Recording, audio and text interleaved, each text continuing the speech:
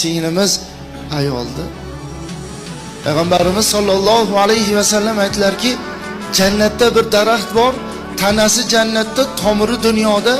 Kim agar uni tomiriga chirmashadigan bo'lsa, jannati bo'lmasdan qolmaydi. Sahobalar aytdilar, otamiz, onamiz fido bo'lsin sizga ya Rasululloh. Tanasi jannatda-yu, tomiri dunyoda bo'lgan u daraxtning nomi nima dedilar? Silai rahim dedilar. Ya'ni opa singil, aka ukalardan hol ahvol so'rashlik dedilar.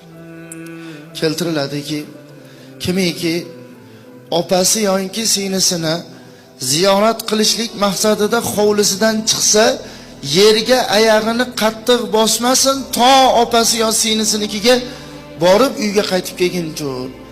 Nimaga deyilsa, chunki u niyatiga qarab farishtalar uni oyog'ini ostiga qanotlarini solib turadilar. Agar oyog'ini yerga qattiq bossa, farishtalarning qanotiga ozor berib qo'ymasin.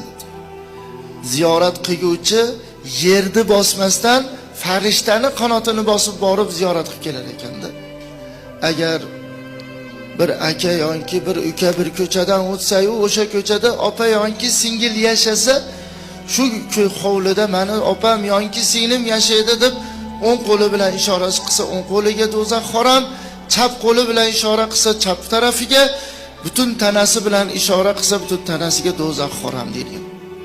Agar bir aka yoki uka, opa yoki singilni ziyorat qilishlik uchun uydan chiqadigan bo'lsa, har bir bosgan qadamiga jannatdan bir bino qurilar ekan. Va har bir bosgan qadamiga 20 ta savob yozilib, 20 ta gunohini kechirilar ekan. Qachongacha desa, borib uyiga qaytib kelganigacha.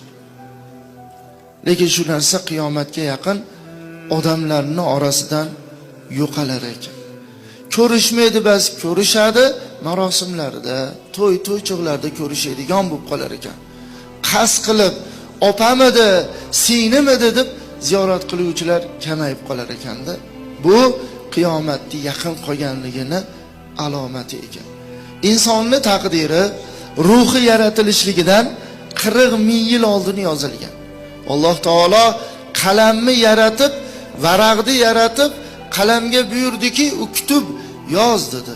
Qalam bo'lsa, "Ey Robbim, nimani yozay?" dedi. Alloh taolo aytdiki, "Meni ilmimdagi dunyoga keladigan insonlarning taqdirini yoz" dedi. Qalam yozdi, qalam ko'tarildi, varaq quridi. Shu taqdirot